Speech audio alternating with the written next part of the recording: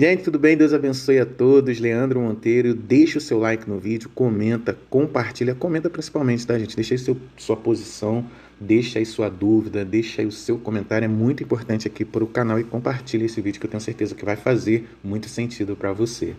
Eu sei que você achou engraçado o título desse vídeo, Paulo entrou no mistério e falou acerca do arrebatamento da igreja. Eu sei que você achou engraçado, mas assista até o final que eu tenho certeza que vai fazer sentido para você, tá bom?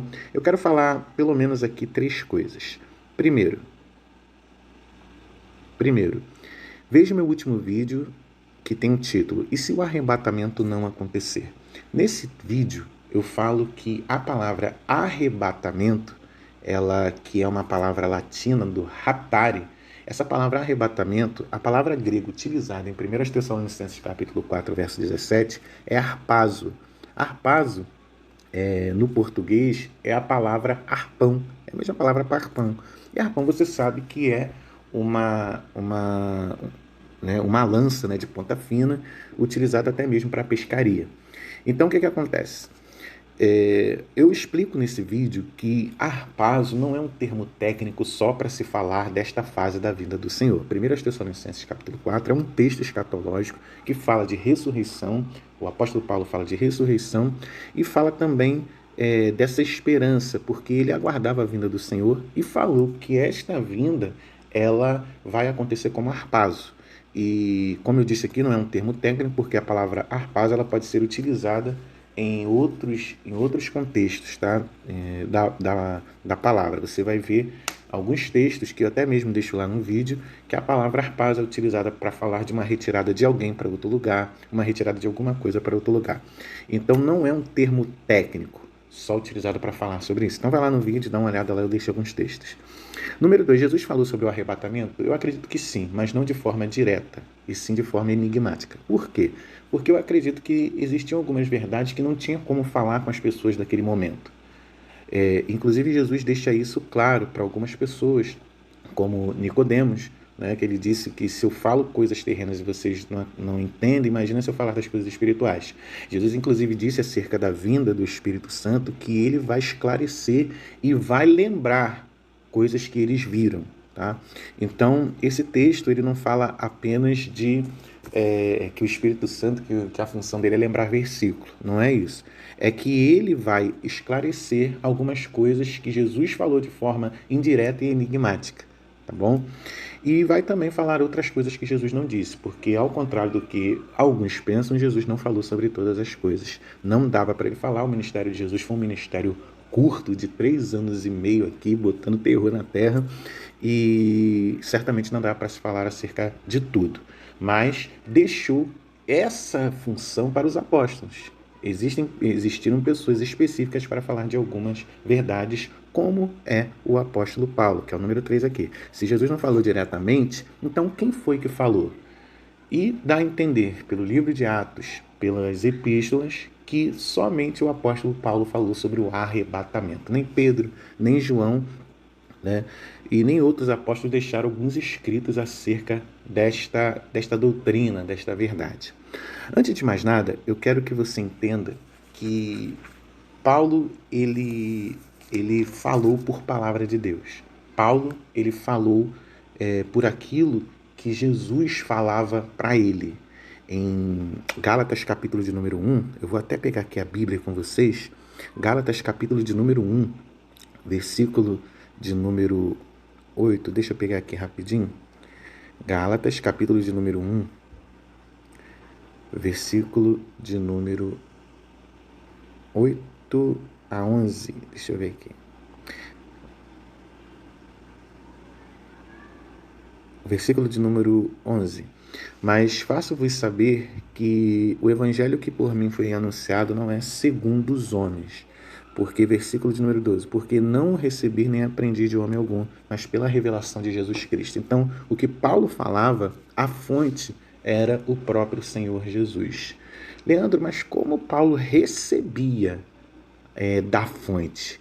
Deixa eu te mostrar só mais um texto aqui, onde o próprio apóstolo Pedro, ele orienta aos irmãos para que eles ouçam a Paulo, leiam as escrituras de Paulo, os escritos de Paulo, porque ele mesmo fazia isso. 2 Pedro capítulo 3, versículo de número 15, vai dizer assim: e tende por salvação a longanimidade de nosso Senhor, como também o nosso amado irmão Paulo vos escreveu segundo a sabedoria que lhe foi dada. Que coisa linda, né, gente? Ele está falando aqui do apóstolo Paulo. Esse Pedro aqui é o Pedro que andou sobre as águas com Jesus, o Pedro que presenciou muitos milagres, o Pedro que teve um chamamento tremendo da parte do Senhor Jesus, o Cefas, o Simão, o que andou e a sombra dele curava. É esse Pedro que está falando acerca do apóstolo Paulo, que inclusive está chamando ele de irmão. Que coisa linda. Tem pessoas que se ofenderiam, né, se chamasse ele de irmão. Não, não sou irmão, eu sou isso, eu sou aquilo. Tem pessoas que se ofendem, mas estamos aqui vendo um apóstolo para o outro falando do nosso amado irmão Paulo, porque eu acredito que em termos de essência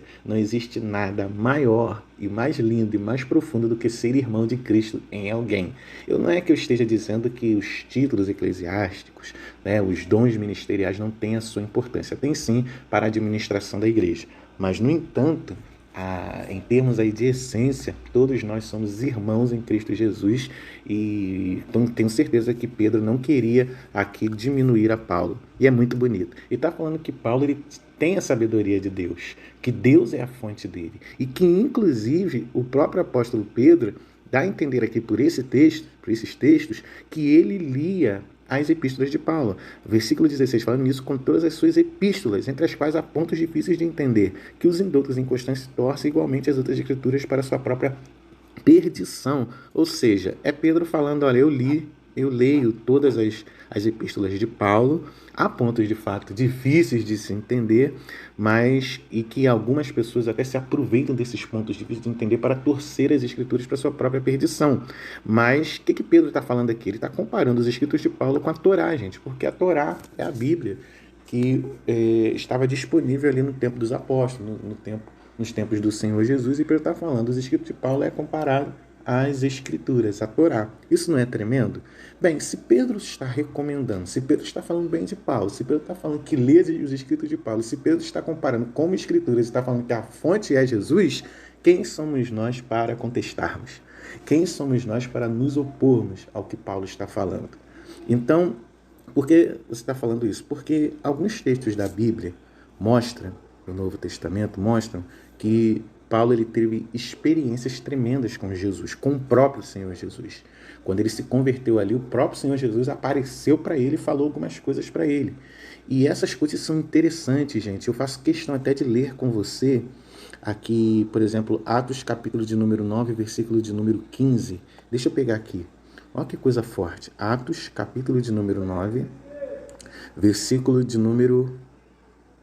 Atos 9, 15. Atos, capítulo de número 9, versículo 15, vai dizer assim: disse-lhe, porém, o Senhor aqui no caso é o próprio Senhor Jesus: vai, porque este é para mim um vaso escolhido para levar o meu nome diante dos gentios, dos reis e dos filhos de Israel. É Jesus falando com Ananias, tá? Dizendo que Paulo é um vaso escolhido por ele, para que o seu ministério seja glorificado nos gentios, dos reis da terra, né? E dos filhos de Israel. Olha, esse homem vai falar para os gentios, esse homem vai falar para autoridades, esse homem vai falar para os filhos de Israel, ou seja, para os judeus. É o próprio Jesus falando com ele. Ainda em Atos, capítulo de número...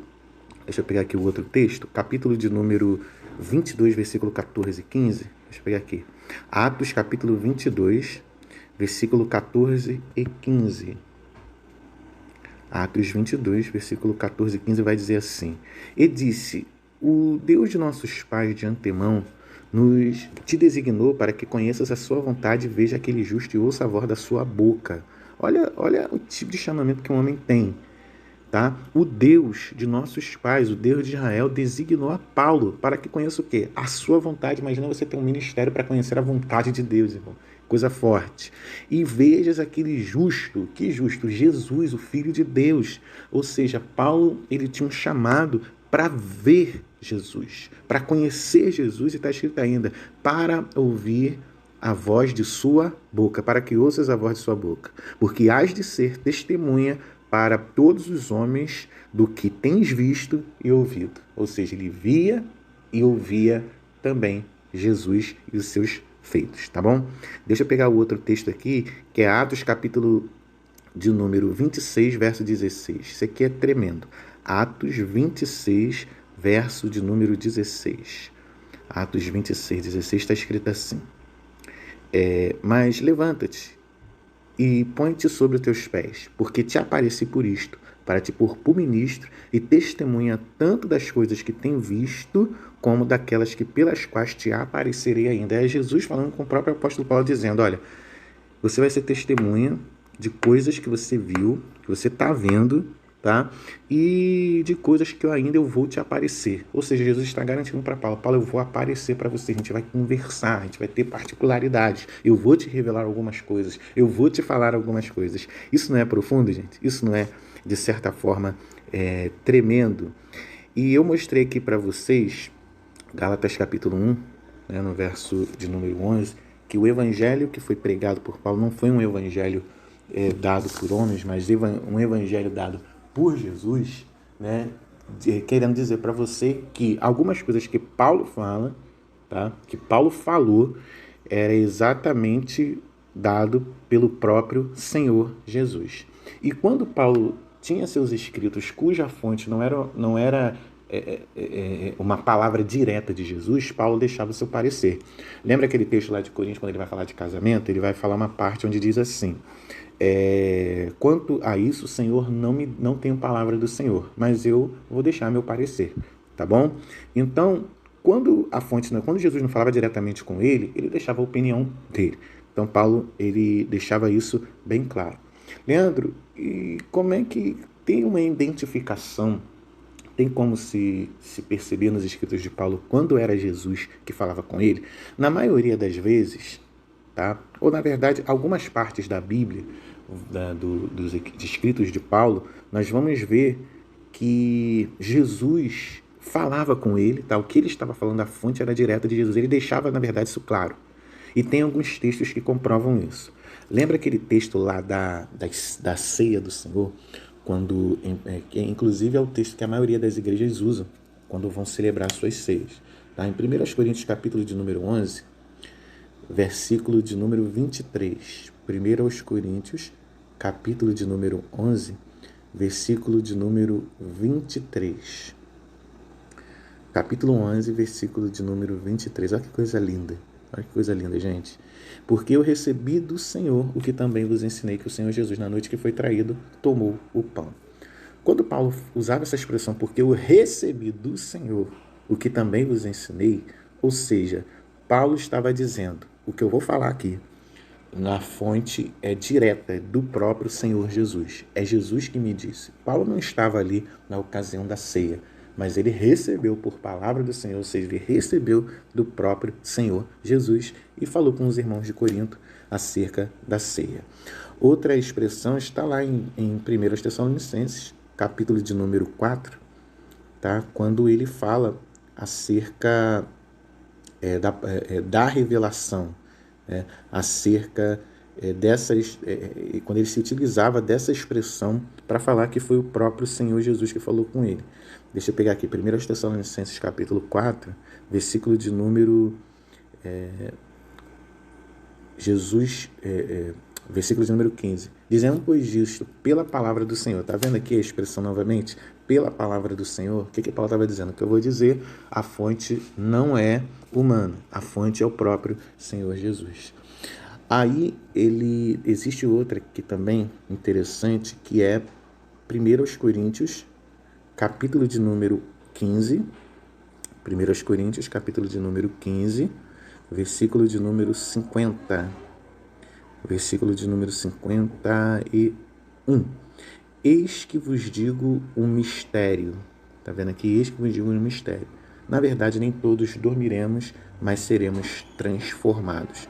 Ou seja, o que eu vou dizer aqui para vocês é exatamente um mistério. Quando ele falava por palavra do Senhor, tá?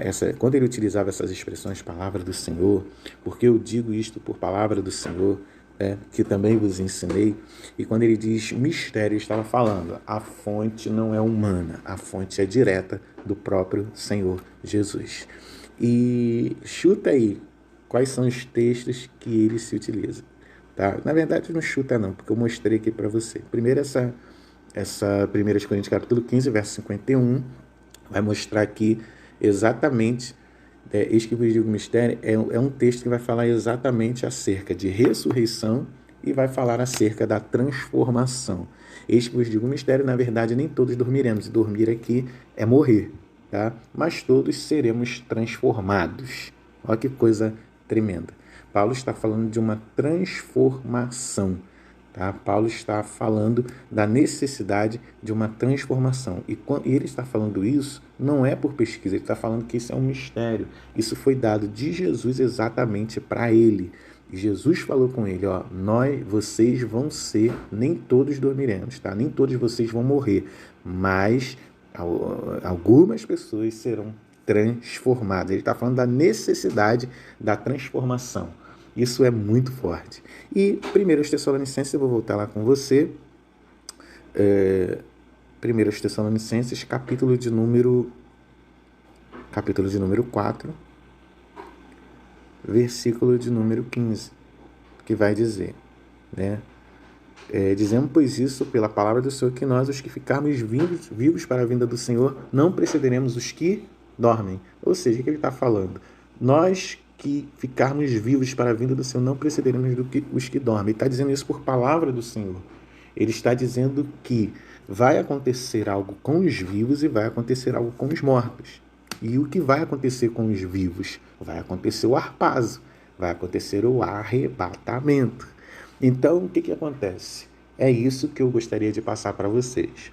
O arrebatamento da igreja foi algo que Jesus disse, a fonte é Jesus, e falou exatamente para o apóstolo Paulo. Então, creia nessa verdade, creia nessa fase. A igreja será arrebatada em nome do Senhor Jesus. Fez sentido para você? Curte, comenta, vai lá na descrição, tem um curso abençoado, onde a gente fala de ferramentas para pregação, tá bom? Que Deus abençoe sua vida poderosamente. Um abraço.